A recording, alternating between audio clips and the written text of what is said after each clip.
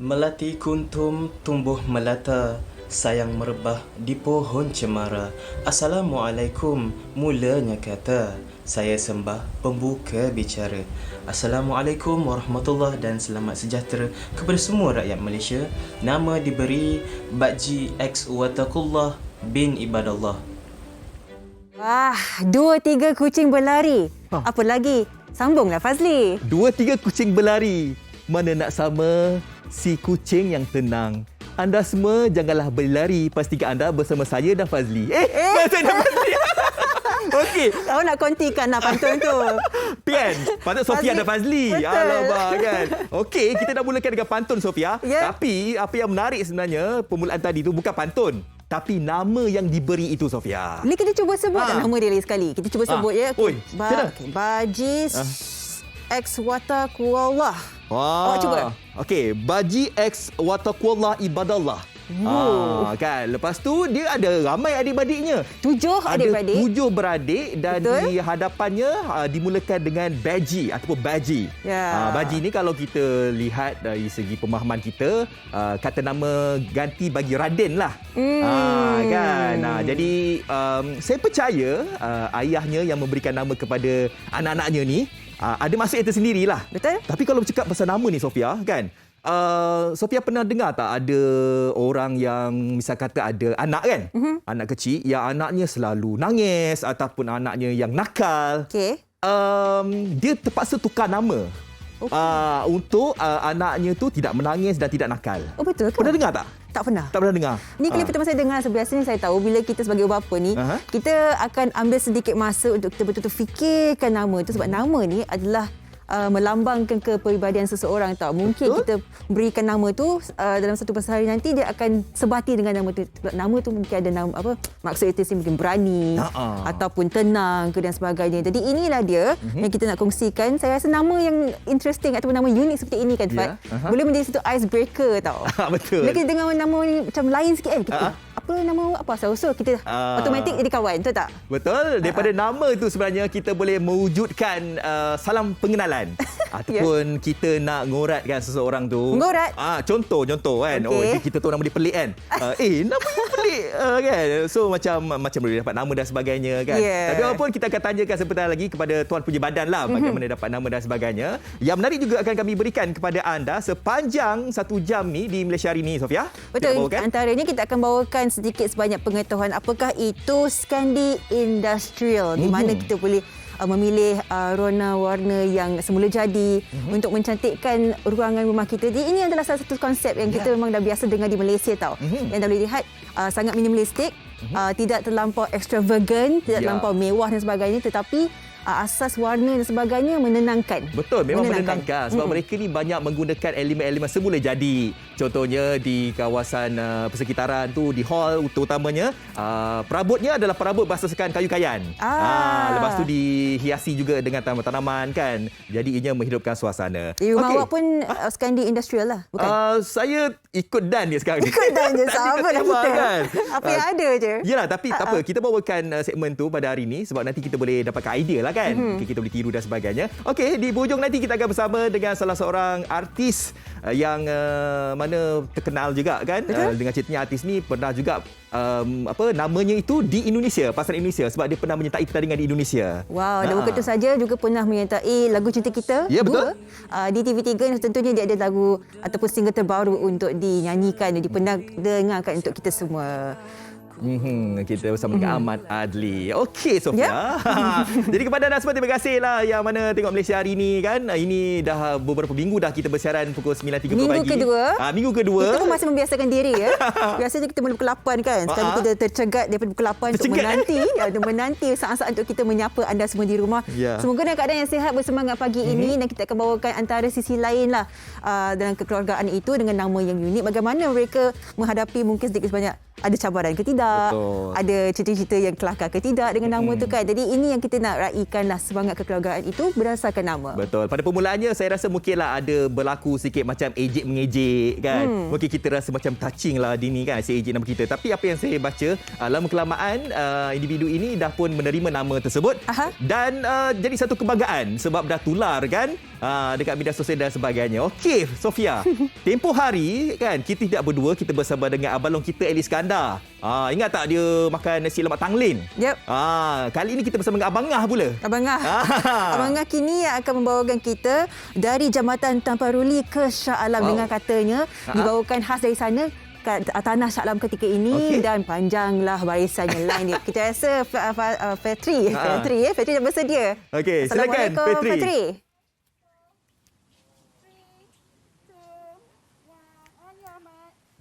Assalamualaikum, anda bersama saya Fetri Yahya pada pagi ini di Shah Alam. Walaupun anda nampak tadi Jambatan Taparuli tapi bukan di Sabah, ini di Shah Alam. Nasi lemak yang tular dan juga menjadi bualan di sekitar Shah Alam dan juga di seantero Selangor sebenarnya. Saya pun tampil dengan baju berkonsepkan daun pisang. Okey, baik. Dan anda mungkin tertanya kenapa ramai yang berbaris, kenapa begitu ramai yang berada di sini. Pasti ada keunikannya. Jadi dapat kita kongsikan visual ini. Yang mana yang ada ayam, kemudian sotong, daging dan sebagainya memikat rasa pagi-pagi ini. Dan pastinya dalam tempoh PKP ini kita mungkin tak dapat keluar, hanya dapat bungkus saja. Bayangkan kalau mungkin sebelum PKP suasananya begitu meriah. Tapi itu gambaran saja, tapi sebenarnya ini masih lagi baru sekitar 6 bulan macam tu. Sambutan yang luar biasa. Penggeraknya ialah seorang pemuda, seorang bekas pensyarah, juga seorang bekas imam yang berasal dari Sabah, kembali membina empayar nasi lemak di bumi Shah Alam bersama dengan Ustaz Ali. Assalamualaikum Ustaz. Waalaikumsalam warahmatullahi wabarakatuh. Itu dia. Saya datang tadi dengan yang memikatnya aromanya. Okey, kemudian orang yang berbaris panjang. Jadi sebenarnya bagaimana bermula dengan nasi lemak Tamparuli ni? Sebab bila sebut Tamparuli ni, saya bayangkan okey ada di Sabah kan. Tapi kali ini di Shah Alam membina empayar. Assalamualaikum warahmatullahi wabarakatuh. Alhamdulillah, yang pertama sekali saya bersyukur kepada hadrat Allah Subhanahu Wa Taala kerana diberi peluang untuk bersama-sama TV3 bersiaran langsung di di gerai saya di Shah Alam. Dan alhamdulillah saya bermula bertapak di Sarawak sebenarnya, bukan bertapak di Tamparuli Sabah, bukan.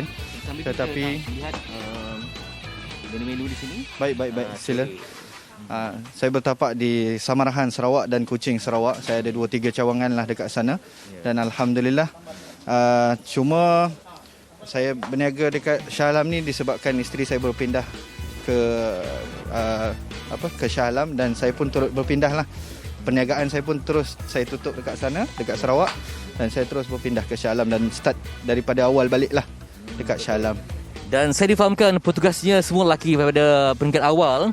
Sediakan bahan, kemudiannya sampailah kepada menjual, membungkus adalah semuanya lelaki. Betul. Okay. Tak pernah lagi ada perempuan kecuali isteri saya dan mak ayah mertua saya. Dan resepinya daripada Ustaz? Resepi daripada asalnya daripada mak ayah mertua saya dan diturunkan kepada isteri saya dan last sekali turun pada saya lah. Ya, okey. Dan sampai itu kita nak lihat bagaimana penyediaan nasi lemak Tamparuli ini, yang mana kita lihat ya sekali imbas sama je, tapi mengapa betul-betul memikat pembeli. Assalamualaikum tuan, saya tanya sikit. Ya. Kenapa uniknya nasi lemak di sini? Rasa dia sedap lah. Sedap macam mana? Lain sedap dari tempat lain lah. Sedap ni susah nak cakap, dia banyak perkara kan. Tapi rasanya dalam 18 lah ni yang paling best. Okey, itu dia. Spontan, ikhlas ya. Jadi macam mana Ustaz, apa prinsip dalam berniaga nasi lemak ni? Tak kira lah dalam apa jua bisnes kan, apa pegangan utama sampai orang pun senang datang berulang membeli? Ya. Alhamdulillah, kami cuba amalkan boleh kata mak saya pernah kata, mak mertua saya pun pernah kata, kalau kita nak bagi makan orang, ibarat kita nak makan sendiri. Jadi kita nak serve dekat orang, ibarat kita nak serve pada diri kita sendiri. Kita puas, maksudnya orang lain pun akan puas juga. Itulah yang terutama sekali prinsip yang saya ambil untuk diterapkan pada anak-anak didik saya jugalah. Itu dia. Walaupun masih dalam kategori baru, Sebab di sini orang panggil Ustaz Ali sebab pernah jadi imam Okey. Baik, jadi rahsianya tadi kita ikhlas memberikan sajian yang terbaik dan juga saya difahamkan ni semua import ni untuk memastikan kualiti terjaga Betul lah, ada import dari Sabah, ada import dari Sarawak, ada import dari Shah Alam juga. Jadi sampai jam berapa ni buka? Sampai kami berniaga start 6.30 pagi sampai 11 pagi dan beroperasi setiap hari kecuali hari Isnin. Dan untuk maklumat anda di sini kadang-kala pada hari tertentu boleh jual sampai 16 tong nasi lemak. Yang datang ni semua seronok, berbahagia, berbaloi apa yang mereka belanjakan untuk rezeki nasi lemak yang begitu memukau. Nanti saya akan cuba rasa sebab dalam tempoh yang kita mematuhi SOP ini tak dapat saya kongsi kepada anda. Terima kasih untuk Ustaz Ali. Terima kasih banyak juga. Semoga sukses, semoga berkembang maju bisnesnya. Amin, amin ya Rabb. Amin, insya-Allah. InsyaAllah. Nasi lemak buah bidara, sayang selasih hamba turutkan. Buang emak, buang saudara, nak bawa makan bersama di sini. Apa yang penting kita nanti nak moga-moga terhindar daripada kita PKP berlalu, COVID berlalu dan kita dapat kembali meriahkan di sini insya-Allah dengan hidangan yang lazat untuk semua. Sekian saja laporan saya Fetri Yahya di sini berkongsi tentang aroma pukauan dan keenakan nasi lemak Tamparuli yang begitu hebat. Kita kembali ke Sri Pentah bersama dengan Sofia dan Afat, silakan. Nasi lemak Jambatan Tamparuli. Fetri, jangan lupalah untuk bawakan 20 paket untuk kita di sini. 20? Saya dah 2, awak hari 5. ke-15 dah tambah 5 lagi Tapi apapun Sofia, nampak tak? Itu dia kepada anda semua yang mungkin merindukan nasi lemak dari Sabah. Nasi lemak apa di Jambatan Tamparuli itu boleh singgah. Itu berdekatan dengan stesen komuter di Shah Alam. Kalau anda yang kita tahu petangnya ada pisang goreng kat situ. Import awak lah ni. Orang Shah Alam tahulah kan. InsyaAllah tahulah. Apapun kita meraihkan kerana mereka masih walaupun dekat pandemik ini berterusan bertukus lumus untuk meneruskan perniagaan itu kita raikan di setiap minggu insya-Allah kita akan bawakan setiap peniaga ini yang membawakan sajian-sajian yang menarik dan sedap dan lazat untuk kita semua. Sudah pastinya ianya memberikan kita inspirasi lah kan. Kalau kita lihat peniaga nasi lemak tersebut sebenarnya bukan saja menjual tapi mereka menyantuni orang yang memerlukan lah. Nampak tak permulaannya beliau meniaga, beliau sendiri memberikan 100 bungkus nasi lemak secara percuma. Tapi bayangkan Sofia, apabila kita dapat memberikan seberapa banyak nasi lemak itu, pulangan yang kita dapat tu bagaimana? Berapa banyak orang kan? Dan permulaannya perniagaan dia jadi sangat-sangat viral ataupun tular kerana memberikan makanan kepada anjing. Anjing liar tu juga diberi makan setiap pagi sampai orang kata anjing tu adalah orang kata anjing security lah, guard dog dia. Itu penjagaan di situ. Jadi kita melihat kepribadian Ustaz tadi pun sangat baiklah orang dia. Ustaz menjaga nampak semua. Itulah dia. Jadi bolehlah kita jadikan beliau sebagai sumber inspirasi kita. Okey Sofia, kita nak berhenti berehat. Sebentar lagi kita akan praktis lidah kita. Nak sebut nama. Betul. Kan? Jangan ke mana, teruskan bersama kita. Hidupkan pagi anda bersama kami di MHI. Ya, jangan ke mana-mana.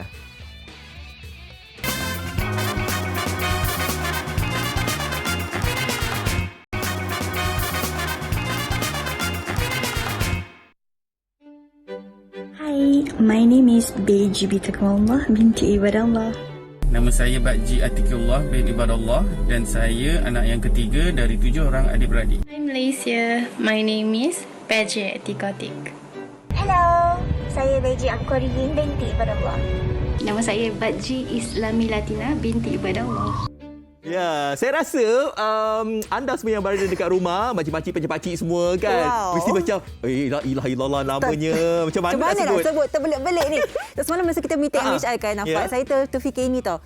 Kan ingat tak zaman SPM kita? Okey. Kita satu persatu surat objektif tu kita hitamkan satu persatu. Kepanjang nama tu 10 minit habis kat nama saja. Saya tanya macam mana tu. Tapi kadang-kadang ada di antara ibu apa ni yang memilih nama ni, kalau boleh tu dia bagi nama yang simple, yang pendek, agar memudahkan perjalanan hidup anak itu. Supaya nanti macam awal cakap lah kan, peperiksaan dan sebagainya. Dan juga ada ibu apa yang mungkin meletakkan nama awalnya A, tak mau letak Z. Sebab nanti kalau cikgu panggil tu, panggillah dulu namanya. Kalau Z tu ke belakang dan sebagainya. Tapi ianya bergantung kepada ibu bapa sendirilah yang memberi nama itu. Dan saya pasti ibu bapa tersebut ada makna yang tersendiri apabila memberikan nama kepada anak-anak kita tu. Contohnya macam ni lah kan. Contoh macam ni lah. Dan kita terus bersama mereka. Kita nak tahu bagaimana perjalanan hidup mereka. Dekat ada cerita-cerita yang lucu dan sebagainya untuk dikongsikan. Kita terus bersama dengan ni nervous nak sebut ni. Awak sebut satu, saya sebut satu. Boleh. Saya sebut yang satu. Okay. Baji Atikutik Ibadallah. Aha. Okey. Anak keempat. Anak Okey. keempat. Dan kita bersama dengan Baji X Watakullah Ibadallah. Anak ketujuh. Wah. Assalamualaikum. Semalaman ni belajar ni, praktis ni. Waalaikumsalam. Betul tak Sofia dan Fazli sebut nama tu, Okey betul ke? tak? Betul. Pas. Alhamdulillah. Itu baru 2 orang, ada 5 lagi Sofia. Ada 7 adik-beradik. Ya. Dan so tentunya kita nak terus bertanya lah bagaimana yalah mungkin perjalanan hidup anda dengan nama yang sangat unik ini. Adakah senang buat kawan ke? Bagaimana? Cerita sikit. Memang susah lah sebab setiap kali orang akan tengok macam apa dia nama kau ni macam mana nak sebut kan. Lagi-lagi kalau macam cikgu ambil kedatangan, dia orang akan macam like okey dah sebut-sebut nama ni. Lepas tu tiba-tiba dia tengok kertas tu macam okey, I dah tahu dah itu nama I, lepas tu I cakap hadir macam tu. Okey, macam X. Dia orang panggil X kan. Okey, nanti X lah. Okey, X. Pada permulaan awalnya lah mungkin kenalan ke yang menerima nama X ni kan.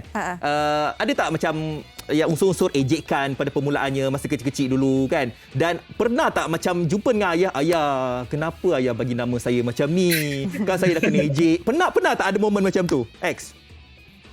Okey, waktu membesar dulu memang ada beberapa ejekan lah, tapi itu seingat saya tak lama pun. Baik. So pada saya memang tak hairan lah, dan saya pun tak ada tertanya lah juga kenapa ayah bagi nama yang unik macam ni kan. Tapi along the way lepas dah tahu kenapa ayah bagi nama tu, so macam tak ada masalah lah. Okey. Pernah tak sebab ada 7 adik-beradik ni kan, nama pun masing-masing unik, sebutan lain-lain. Kat rumah tu macam mana sebut nama dia tu? Pernah tak macam apa nama adik awak? Lupa pula nama adik. Pernah tak macam tu? Sebab depan semua baji sama kan? Ada panggilan tak kat rumah? Okey, dekat rumah memang masing-masing ada panggilan lah. Masing-masing semua nama lain, nama panggilannya. Amongst family memang panggil nama lain. Okey, boleh tak kita nak dengar apa nama-nama panggilan adik-beradik yang lain? Contohnya macam yang anak pertama sampai yang ketujuh tu, apa nama panggilannya? Anak pertama kita panggil Kiki, nama dia Beji Itaqiullah. Panggil kita Beji. Panggil Kiki. Okey. Comel. And then anak kedua Beji Bitakullah, kita panggil Bibi. Okey. So yang ketiga Beji Atikullah. Itu abang lah. I pun lupa. Okey, keempat? Yang ketiga tu Beji Atikullah ni panggil Eki. Okey, nombor 4. Nombor 4 tu saya sendiri. Okey. Panggil Kotik. Okey. Kotik. Kalau panggil Bel je lah senang macam tu kan. Panggil Kotik. Okey. So yang kelima GF Korean panggil Kori. Orang yang tengah ni lah. Okey, yang keenam. Anda kat rumah belajar juga praktis. Nombor 6. Yang keenam Beji Islami Latina, boleh panggil Tina. Wow. Islami Latina. Okey. Yang terakhir sekali adik bungsu. So yang saya terakhir family panggil Wata je. Okey. Dekat rumah tak panggil X lah. Kenalan dia lah panggil X kan. Okey. Ramai di antara kita Sofia kan. Saya pun nak tahu juga kan makna di sebalik nama-nama yang ayah bagi ni kan. Mungkin ayah diceritakan kenapa agaknya ayah memberikan nama-nama yang unik ni untuk 7 beradik ni. Ceritakan kepada kami. Tak tahu. Yang seingat saya lah dan setahu saya lah, sebab ya nama semua unik-unik kan. Kalau nama saya dengan adik-beradik lain hampir sama maksudnya. Okey. Cumanya yang Bakji Korean, Bakji mana satu ni? Bakji Islami Latina agak berbeza sikit lah maksudnya. Macam saya dengan adik-beradik lain membawa maksud kepada takwa kepada Allah, tetapi adik-beradik Islami Latina dengan Korean berbeza sikit, which is Islami Latina agamaku, Islam agamaku. Korean adalah yang bijaksana. Okey. Saya tertanya lah sebab tengok gambar-gambar raya sini kan. Kalau balik kampung, dululah kalau balik kampung sebelum PKP ni kan, saudara semua lain tu boleh ingat ke nama masing-masing? Kita Ada orang saudara pun macam dah jam dah, tak ingat nama macam mana. Saudara pun ada nama yang pelik juga, Macam unik juga. mana? sebab family, kalau family semua panggilan nama yang macam kita orang panggil tadi. Nama lagi. So diorang ingat lah. Kita orang je tak ingat diorang. Boleh tak Baji arti kutik ni kan? Kutik kan? Boleh kongsikan antara momen yang paling diingati sampai sekarang ni berkaitan dengan nama unik ni. Sebab kita pun lihat ada tular juga awak merupakan salah seorang petugas di PPV di Setia Alam kan. Jadi ianya tular dan ramai yang dah pun mengenali anda sendiri. Jadi ada tak selain itu momen-momen yang mungkin anda ingat sampai sekarang ni berkaitan dengan nama yang unik ni? Apa Ada orang nak ngorat ke apa ke? guna ke taktik nama kan? Okay, ada sekali tu masa dekat PPV, ada satu patient ni nama dia Puan Suzana. Dia nak selfie dengan I tau. Moment tu yang I rasa macam macam tu lah, macam heartwarming lah, something like that. Okey, jadi disebabkan nama tu dah jadi selebriti pula kan. Lepas tu sebab ada macam ada one of my colleagues in the PPV, diorang cakap dekat belakang sana tu ada seorang yang viral, nama dia pelik tu kan. Saya macam dia carilah awak nanti kat sana kan. Okey, pernah tak melalui situasi di mana mungkin dalam keadaan yang mungkin kita nak isi borang ke, kita nak pergi meeting, nak pergi orang kata interview kerja ke kan, yang menyukarkan sedikit disebabkan sebutan nama tu mungkin majikan tu tak boleh nak sebut ke bagaimana? Ataupun ada typo ke. Orang tu salah macam surat rasmi ada typo pula kan. Dapat cek nama lain. Macam mana? Betul? Yang itu masa lalu lah. Yang itu memang selalu. And then when you want to isi borang, right, it takes a lot of time. Sebab macam like panjang betul. Macam menyampahnya. It's really like every time. Every single time. Ya, jadi awak terfikir tak nanti bakal suami awak yang nak nikah dengan menikahi awak, aku terima nikahnya, mungkin akan berlaku repeat kat situ. Pernah tak terbayang waktu ketika nanti nak akan nikah? Macam mana? Kalau husband tu tak pandai nak sebut nama, better out lah. Thank you next je lah. Thank you next terus. Itu cabaran kan untuk anda kan. Okay, masa cabaran pertama kita mengenali tak ni? Cabaran pertama sebut nama saya dulu. Betul-betul kan. Yeah. Okay. X bagaimana X? Pernah tak apa-apa yang pernah dilalui masa zaman sekolah, zaman bekerja ke yang macam orang susah betul nak sebutkan nama? Every time lah, macam kita orang semua 7 beradik alami benda yang sama. Daripada sekolah rendah sampailah ke alam kerja, nama tu memang akan ditanya banyak kali lah. So kehadiran sekolah pun macam itu, di universiti pun kerja pun macam tu, interview semua macam tu. Ya, terbiasa lah ni. Terbiasa kan. Okey. Pernah tak kalian berdua membayangkan andai kata nanti dah ada cahaya mata kan, nak memberikan nama unik sebegini rupa juga, macam sambungkan legasi nama ni kan? Betul. Pernah tak terfikir? Actually kan, my father dia legit dia nak suruh menyambung legasi Baji tu tau. Tapi starting from my brother-in-law, dia memang dah takkan sambung, but nama anak-anak diorang itself memang lain jugalah. So yeah. Okey, nanti kita kenal lah kalau ada Baji tu. Tahulah ni siapa. Ni dah orang Kelang ni. Atau satu nanti anak-anak awak boleh kita bawakan kat MHI. Kita ucapkan terima kasih kerana memberikan kita sedikit story atau perkongsian berkenaan nama yang sangat-sangat unik ni. Terima kasih kedua-duanya. Terima kasih. Sekali lagi kita cuba sebut ya. Baji Ati Kutik, Baji X Watakuwallah. Ibadallah. Okey, terima kasih Sonia. Okey, alright. Satu kejayaan tau pagi ni, Fat. Nampak tak kan? Terima kasih kalian berdua. Stay safe. Assalamualaikum. Bye-bye. Terima kasih. Stay safe. Bye, Sofia. Ya, bye-bye. Saya tak bayangkan bagaimana apa yang dalam minda mak ayah yang memberikan nama yang panjang sebegitu. Seperti seorang individu yang akan kita bawakan ni, berusia 100 tahun, 11 anak. Setiap nama anak tu panjang, unik dan dengan ceritanya dia ambil masa tau untuk memikirkan nama anak tu. Ambil masa dan antara seni tu. Antara nama yang saya boleh sebutlah dekat sini kan. Nama anaknya salah seorangnya adalah berani sebut tak, ni senang. Suasana Masra. Suasana Masra. Suasana Masra itu paling senang lah. Sebab apa? Sebab dulunya ayahnya berpindah ke satu tempat ni. Keadaan di situ tidak berapa baik. Tapi apabila dah memberikan nama anak ni, dia macam suasana mesra. Itu dia suasana Masra. Jadi alhamdulillah lepas dah letak nama ni dekat anaknya, berubah. Semuanya dapat positif lah dekat situ. Kan? Jadi dengan nama anak ni nampak membawa tuah sebenarnya. Okey, jom kita saksikan bingkisan ini. Okey, jom. Baru-baru ini, tular di akhbar tentang 11 adik-beradik dengan nama yang sangat unik. Nama saya yang diberi oleh ayahanda saya ialah Suasana Masra Saubis Sabriah. Nama mereka diberi oleh bapanya, Bahrom Basar, yang kini berusia 100 tahun. Beliau merupakan seorang sastrawan dan juga penulis sajak yang suka mencari maksud perkataan untuk dijadikan nama kepada anak-anak beliau.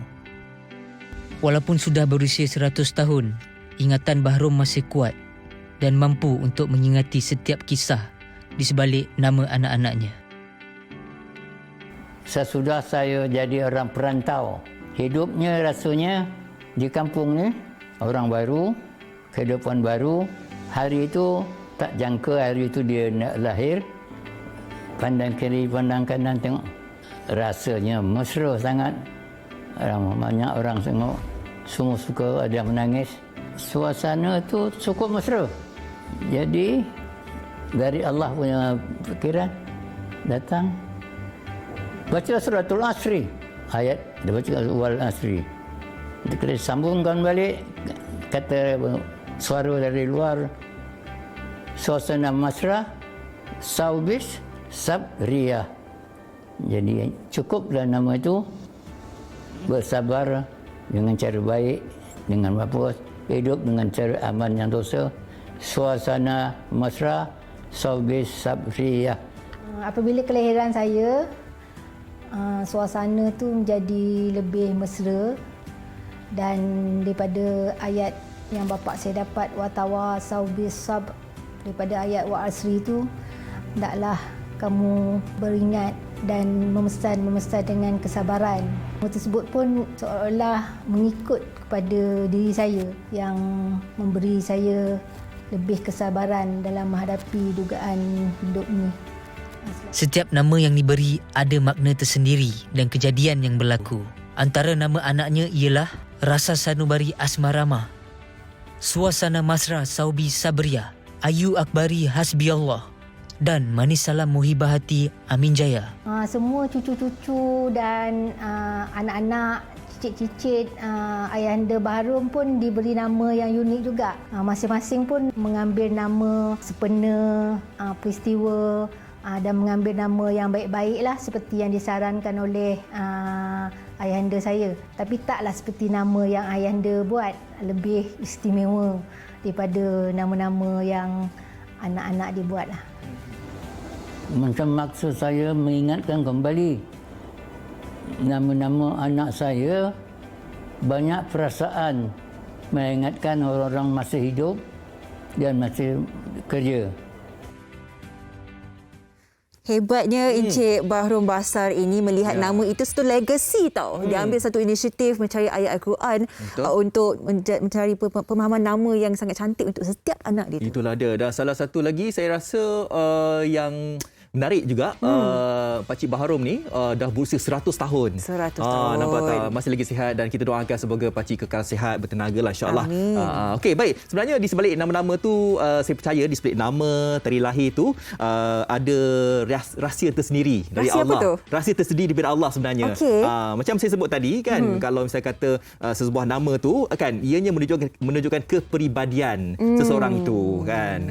InsyaAllah lah, kalau yang mana nak pilih nama anak tu, kadang-kadang kita kena berbalik juga kepada kitab juga. Kalau kita sebagai umat Islam ni kan, kadang kita kena lihat nama itu nak diberi apa makna tu. Dan lagi zaman 2021 ni macam agak moden kan, mungkin memilih nama yang mungkin lebih ke arah barat dan sebagainya. Betul. Tanpa maksud tersendiri. Jadi mungkin sebutan dengar je macam sedap, tapi sebenarnya tiada maksud. Jadi mungkin kita nak perhalusi, ini antara orang kata seni lah, memberikan nama satu legacy yang akan dibawa anak kita sampai ke hujung nyawa dia. Jadi boleh kita fikir-fikirkan. Ya, boleh fikirkan. Yang tengah pregnant boleh fikirkan apa nama nak bagi untuk anak. Yang belum pregnant boleh fikir juga. Tunggu dulu.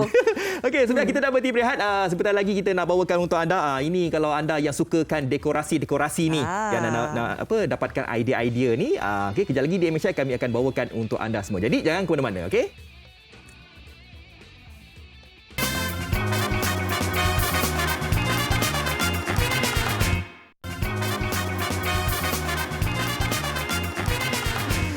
Ya, kembali lagi pasti di Malaysia hari ini bersama dengan saya Fazli dan Sofia. Okey, saya pasti anda dah tak sabar-sabar lagi dah nak lihat sebenarnya ini salah satu daripada dekorasi yang dipanggil sebagai Scandinavian dan Industrial.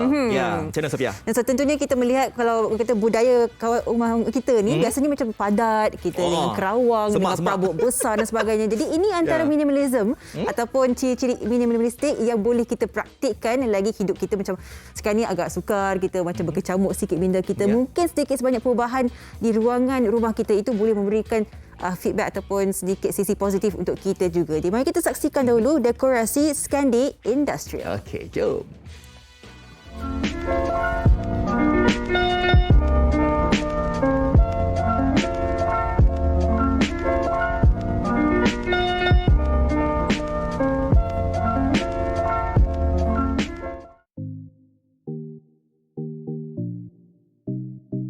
Scandinavian Industrial, antara trend gabungan konsep dekorasi kediaman masa kini.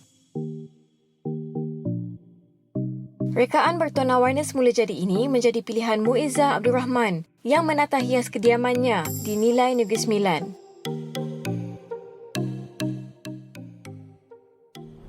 Okey, untuk segmen dekorasi kali ini saya bersama dengan pemilik kediaman Puan Muizzah yang lebih mesra disapa Puan Izzah menerusi panggilan video. Assalamualaikum Puan Izzah. Waalaikumsalam warahmatullahi. Okey, untuk pertama sekali boleh Puan Izzah ceritakan macam mana boleh dapat idea dan ilham untuk konsep kediaman Puan Izzah sendiri? Idea dan ilham sebenarnya ni datang sewaktu kami bercuti di Eropah. Sebab kebiasaannya setiap kali kami bercuti, kami akan tinggal di rumah sewa berbanding hotel. Jadi konsep tu, idea datang tengok konsep-konsep rumah orang Eropah lah. Okey, saya ada tengoklah juga gambar-gambar dan video di laman sosial Puan Izzah sendiri kan. Ada satu ruang yang sangat saya tertarik lah, ruang yang perpustakaan di rumah. Jadi idea Puan Izzah sendiri untuk jadikan ruang tersebut menjadi perpustakaan di rumah tu bagaimana? Sebab saya tengok konsep dia lebih kepada konkrit dan juga kaca kan, bilik kaca dan juga kombinasi antara dua elemen tu. Jadi bagaimana boleh dapat idea untuk nak buat ruang perpustakaan tu bertemakan industrial tu? Okey, idea datang sebenarnya sewaktu kami melawat Tromsø di Norway. Salah satu public library dekat sana memang dia punya bangunan dia kaca dan besi. Cuma kontraktor yang ubah suai rumah kami ni ubahkan kepada polikarbonat sebab kami nak lebih privacy. Sebab bila kami guna kaca, orang luar akan nampak. Cuma bila polikarbonat ni tak nampak. Tapi pada waktu malam, kalau kami hidupkan cahaya dalam library ni, rumah kami ni akan nampak macam satu box yang bercahaya, light box lah. Okey. Lagi satu ruang yang saya tengok Puan Izzah menggunakan open dining room, betul? Ya, betul. Tempat makan memang open, tak ada pintu lain. Cuma kami pasang jaring-jaring besi tu, besi-besi palang tu kan. Jadi cuma antara meja makan dan dapur ada folding door. Folding door tu pun tak ada grill, cuma kami guna sistem EDT lah, magnet sensor dekat situ. Okey. Mungkin Puan Izzah boleh berkongsi tip bagi penonton di luar sana yang mungkin meminati konsep yang sama. Tip dia senang saja, rajin-rajin tengok IG dari rumah-rumah yang kita minat. Lepas tu saya suka tengok Pinterest juga. Itu sajalah. Selain dari melancong ke luar negara. Ikut kemampuan kita kan, tak barang saya pun tak mahal mana pun saya rasa sebab itu kami guna polikarbonat sebab kalau guna gelas lagi jauh lebih mahal sebenarnya. Okey. Terima kasih banyak Puan Izzah atas perkongsian dan tips yang diberikan. Assalamualaikum. Waalaikumsalam.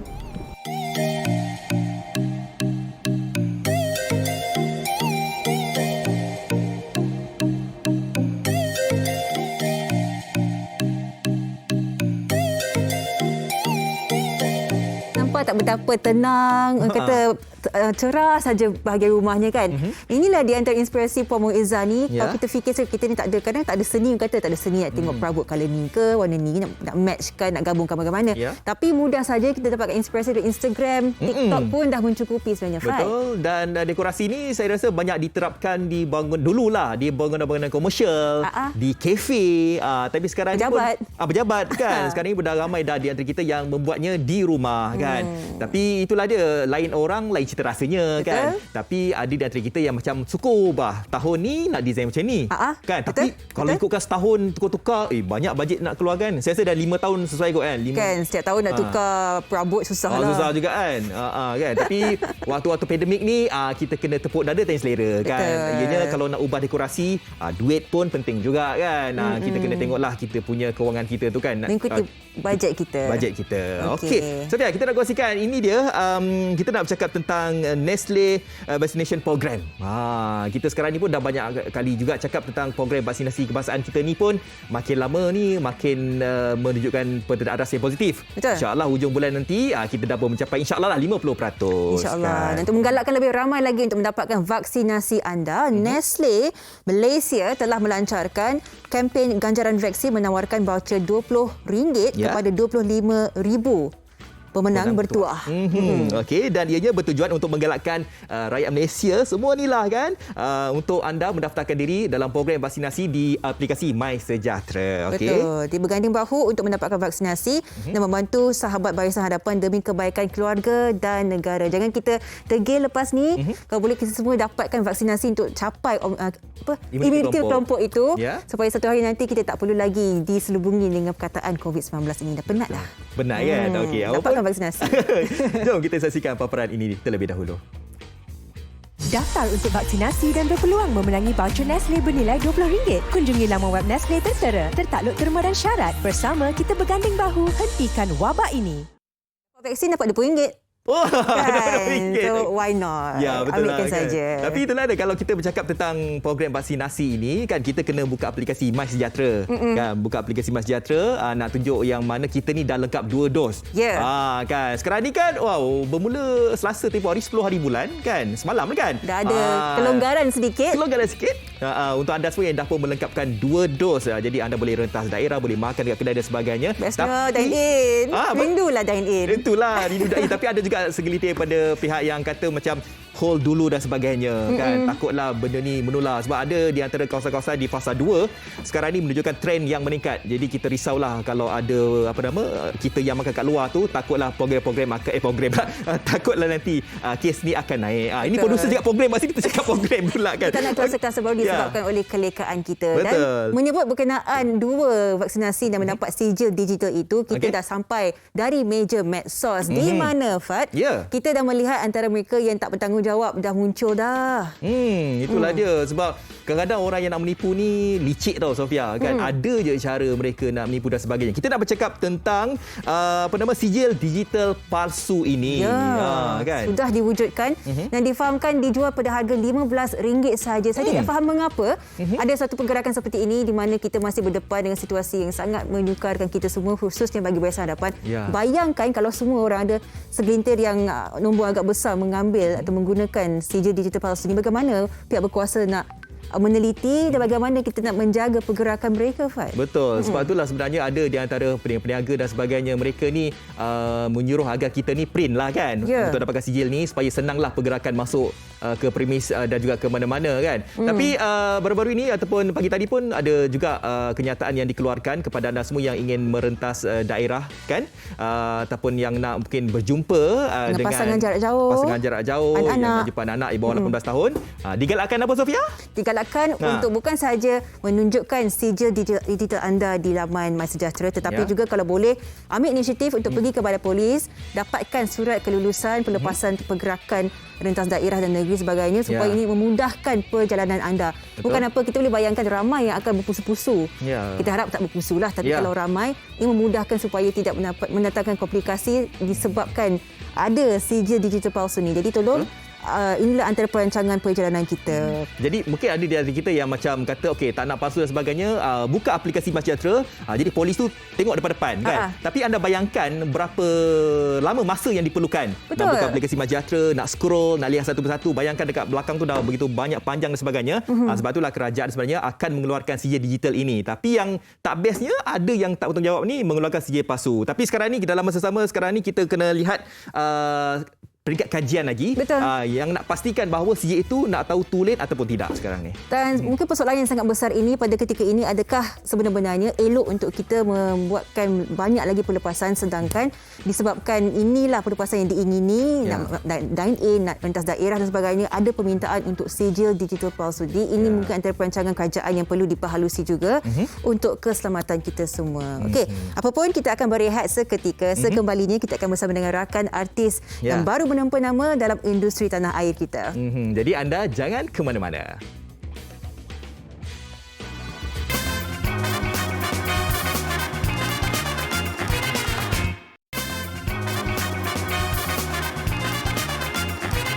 Masih menghidupkan pagi anda. Masih menghidupkan pagi anda bersama kami di Malaysia masih hidup. Masih hidup.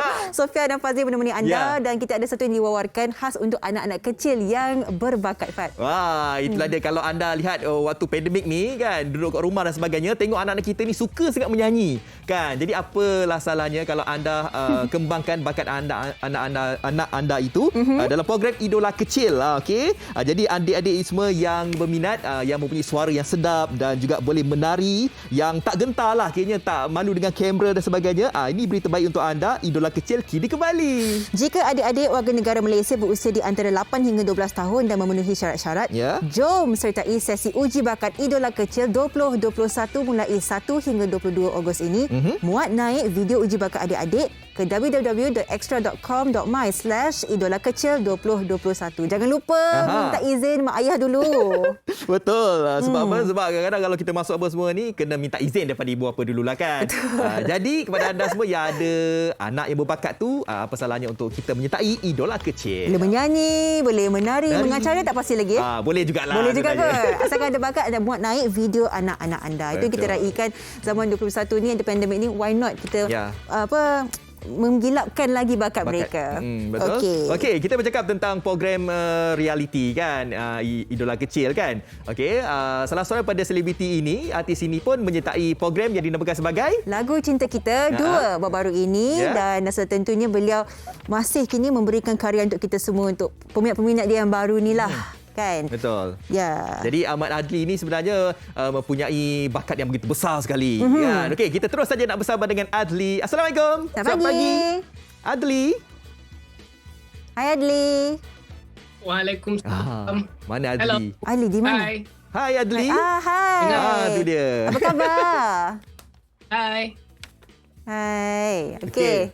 Baik Adli, kita tadi bercakap tentang program bakat-bakat baru yang kita bawakan, contohnya Idola Kecil. Adli pun dah menyertai pertandingan-pertandingan reality ini. Jadi sebagai permulaannya kan, mungkin boleh kongsikan bagaimanakah awak ni boleh menyertai dalam bidang hiburan ni, selain daripada sebab apa yang saya baca, Adli sendiri dah pun mengembangkan bakat sebelum ini dekat Indonesia dan sebagainya. Macam mana perjalanan sini Adli itu terlebih dahulu? Silakan Adli.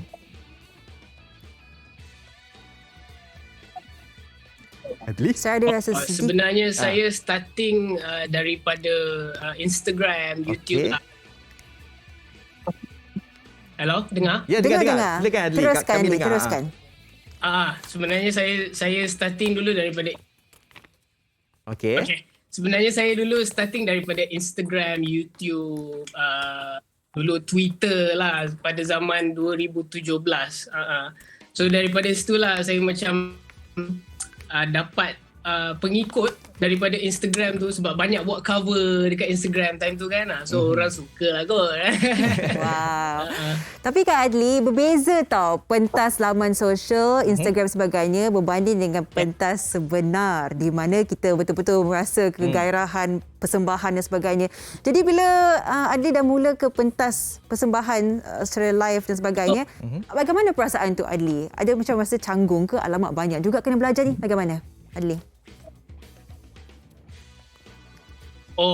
memang banyak benda yang dia kena belajar lah. Sebab saya sebelum ni macam tak kurang lah performing atas stage. So bila masuk je lagu Cinta Kita tu, nak perform masa first week tu pun, dia punya kaki menggigil tu memang tak boleh nak cakap lah kan. Faham. Tapi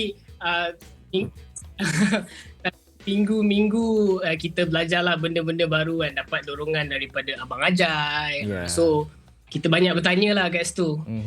Jadi dah beberapa lama berguru dengan Abang Ajai dan sebagainya. Terhasil lah ini dia lagu baru yang bertajuk Nota Hasratku. Jadi mungkin Adli nak kongsikan lagu ni berkisarkan tentang apa, Adli? Lagu ni sebenarnya saya buat lagu ni, dia lagu sedih lah. And saya nak relatekan dengan orang, dan masa kini pun kita tengok sekarang ni pun pandemik COVID-19, so ramai orang yang terkesan mungkin ada masalah dengan mental health ke apa ke. Saya nak bagi tahu yang lagu ni kalau awak ada masalah, awak ada sakit dekat dalam tu, awak tidak keseorangan lah. Wow. So lagu ni sebenarnya dia macam menceritakan sakit yang dia hadapi. Bukan semua orang dapat rasa, bukan semua orang dapat faham, lebih kurang macam tu. Kerana kebiasaan bila kita dalam sakit berseorangan ni, kebiasaan kita simpan dalam diri kita sendiri kan. Jadi Adli pernah mengalami ke situasi seperti itu, tertekan, sedih, mungkin sedikit kecewa, tapi disimpan, itu yang terjadi di lagu seperti ini. Bagaimana Adli? Yes, memang saya pernah hadapilah benda tu, and plus saya buat lagu ni pun dengan Yoni. So kita tahu background Yoni sebelum dia jadi penyanyi macam sekarang ni pun, dia dah meningkat nama kan. Dia dulu pun sampai dia tak ada kawan apa benda semua. So kita workout sekali lah untuk buat lagu Nota Hasratku ni.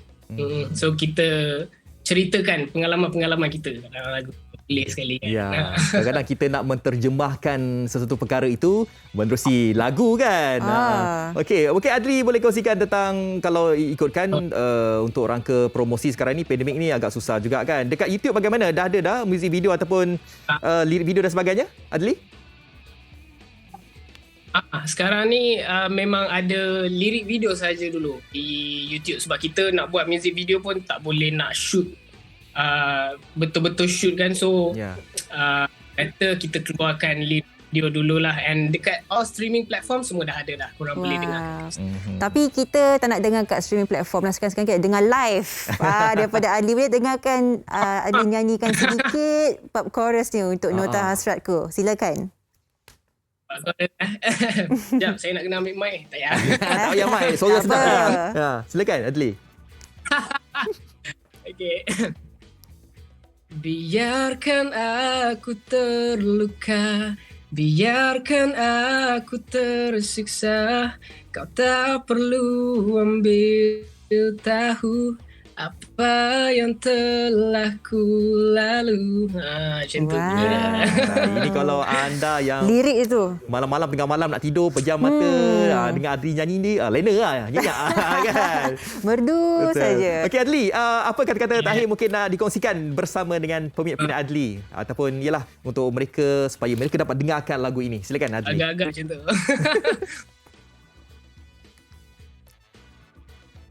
Adli? Mana Adli? Adli. Dah bye-bye ke? Lajunya.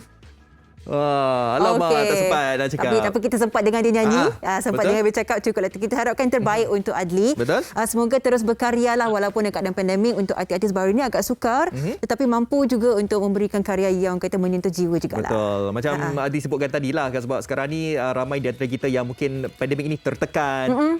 Ialah ada tekanan dari segi mental, perasaan dan sebagainya. Jadi anda dengarkan lagu tersebut lah, supaya dapat riliskan sikit lah kan tekanan yang kita alami. Sofia, besok akan kami bawakan esok dah masuk Khamis dah. Betul. Sedar tak sedar, kita bawakan topik apa esok? Berkenaan dengan bagaimana kita menghadapi hari-hari dengan pandemik ini, sejauh manakah insurans dan takaful memberi perlindungan ketika musim pandemik? Banyak kita dengarkan perlindungan yang boleh kita tambah atas insurans kita. Betul. Untuk memberikan sedikit sebanyak perlindungan, di setakat mana yang perlu kita fahami berkenaan mungkin pengiraan dan apakah jurang perlindungan yang akan diberikan kepada kita semua. Dan salah satu lagi, kalau anda yang terjangkiti COVID-19 ini, anda kena periksa polisi insurans anda, kan cover ataupun tidak. Sebab difahamkan ada insurans yang memberikan sedikit imbuhan, kan sagu hatilah kepada anda yang terjangkiti COVID-19. Tak apa, berkaitan dengan insurans apa semua kita akan bawakan, kita kupas pada hari esok. Tapi untuk waktu ini kita nak akhiri program Malaysia Hari ini pada hari ini dengan lagu daripada Ahmad Adli tadi.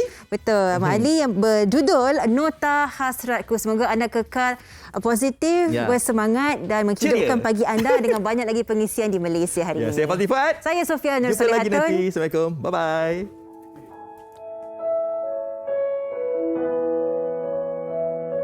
Ku rasa diriku ditipu dengan diri sendiri. Siapakah aku untuk nilai kesakitanku ini? Kadang mereka tak mengerti apa yang ku lalui. Segala yang ku bina akhirnya jatuh ke bumi. Am I fall, masih ku berdiri. When I fall, akan ku sendiri.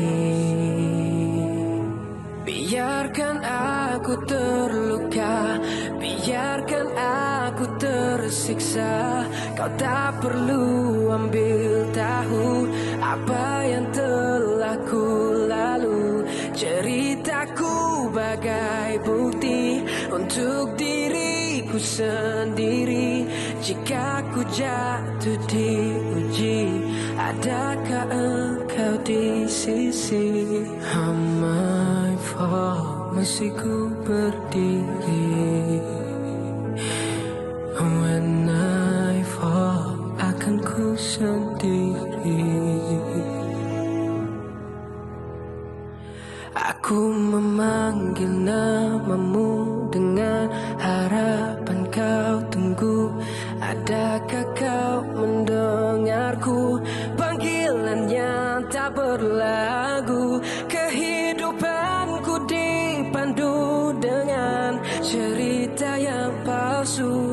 Segala kata terbuku berjudul Nota Hasratku. Masih ku